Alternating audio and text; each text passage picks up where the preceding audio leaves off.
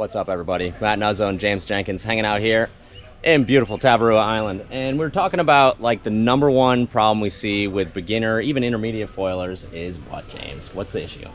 Your foil setup isn't actually set up properly. And we want to talk about a couple simple things that you can do, minor tweaks you can make to really improve your foil experience, cause less exhaustion, make your foiling experience just better and easier. And so the first thing we want to talk about is mast positioning. Mast positioning is critical to everything. So depending on, a lot of people have mix and match boards, mix and match foil rigs, different size foils.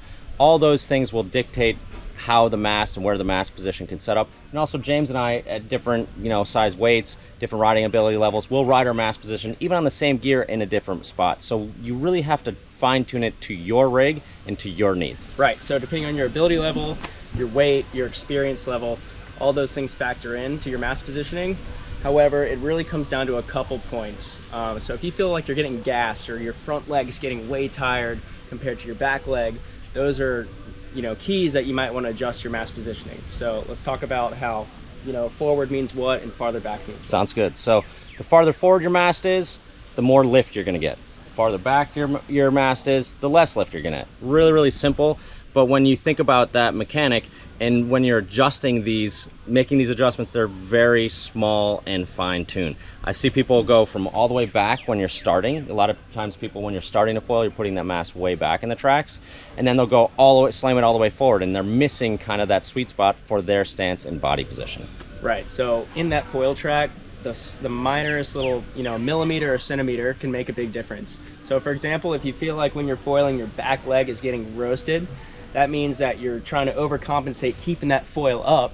So a solution to the back leg getting worn out is moving the mast forward a little bit. That's going to create a little bit more lift, and that way you won't have to force your back foot on the board to keep the thing lifted.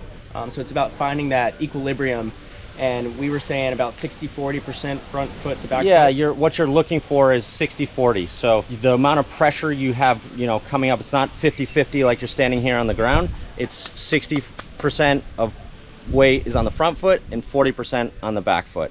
That's kind of your ultimate, what you're really striving to get when you're tuning. And these adjustments, like James said, you're doing a millimeter at a time. And what's the best way to kind of figure that out, James? Like, how are you gonna, you've set your stuff up, and how are you gonna fine tune it for your setup? Right, so depending on what discipline of foiling you do, the best way to learn, or the best way to tweak your foil correctly, is get behind a boat, get behind the jet ski, so you've got a stable and consistent pool, and you're really able to just stand on your board, make these minor adjustments, and keep feeling it out until you find that 60-40 pretty neutral stance. Right. Once you found that 60-40 stance, then that's going to be locked in. Sometimes the size of foils will change, sometimes the tail wing, whatever you're doing. And then you can make all these other small fine-tune adjustments, but it's really just that, small fine-tune adjustments. Foiling is very precise. You're flying an airplane underwater, so you have to make small adjustments at a time, but solving for mast position for your stance, for your gear, that's something you really want to spend some time in to get dialed in. It will make a huge difference for your learning curve going along. If you want more reviews, reach out online, realwatersports.com. Give us a call to shop, 252-987-6000. See you guys on the water for the next session. Thanks, James.